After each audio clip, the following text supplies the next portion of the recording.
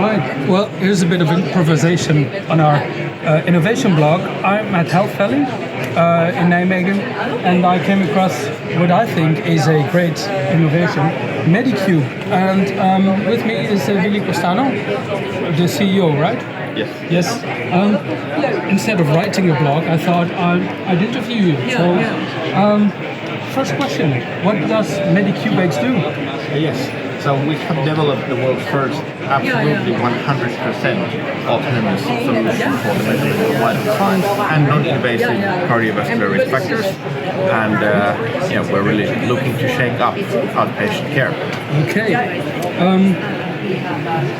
I'm sure people already measured vital signs and stuff, but how did you come up with this particular concept? Yes, so originally we started with the frustration that screening solutions for non-invasively available metrics really weren't there. Like it is possible, and it has been possible for a long time, to go to the laboratory, to get some blood work done, just for your own information, just to check things.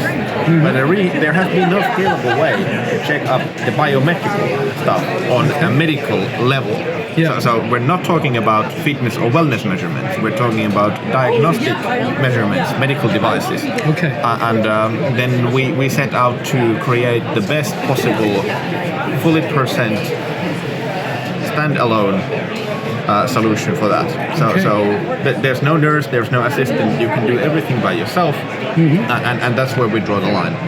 Yeah. And that is possibly the innovative aspect of what you're offering, right? Yes, and this automation of use is complemented by the fully autonomous UVC disinfection functionality.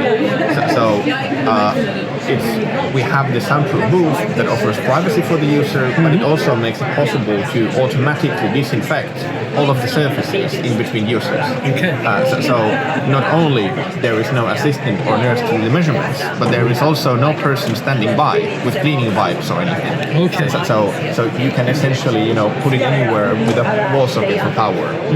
Because you can do. And how does your solution improve the healthcare system? Yes. So we see that, like in the short term, we can very concretely, very directly free up educated human hands from routine tasks. Of course, measuring vital signs is easy, but doing it 50 times a day takes up a considerable amount of time from people who could be doing something more productive. And we also can automate any questionnaires, automatically score them, and on top of that, we can automatically put in the information in the right place in the healthcare records. So these are like the short term. So we free up resources, we provide better care. You're less likely to miss something if you always measure everything for every patient. And then in the medium to long term goal, for us is to do opportunistic screening. Because we measure many things, for example, weight, blood pressure, we can screen for type 2 diabetes, we can screen for asymptomatic atrial fibrillation and so on. So there's multiple treatable things that we can find when you're visiting the clinic or the hospital for something completely different. So it is possible to actually become healthier when you get treated for something specific with this. Now you're speaking about clinics, hospitals. Yes. Is that your primary target group, or are there others? Yes, so I would say it depends a little system to system. So for example, in Finland, where we're coming from, primary care is very centralized. So essentially there's like primary care hospitals, if you will. So they are, like in that system, these big concentrated clinics and hospitals are our main customer groups. In the Netherlands, I would say that we are primarily targeting the hospitals. So once again, in the longer run, in comes health insurance, in comes screening. But right now, we're looking at the hospitals. Okay. Let me quickly show you the result of the scan I did. Sorry. This is not very GDPR compliant what I'm showing you now, but I'm giving my consent. you get a code, right? As a single user, private user. What do you do with it? Yes, well, behind that code, you can find the reference values and all of the instructions on how to interpret the results. So, as we are now, in an exhibition, the data, like your health data, is not stored anywhere. So we do not keep a copy of it. Okay. We are extremely GDPR compliant. Yeah. So like you have the only copy of that session. And you can see what it means behind the code. Okay.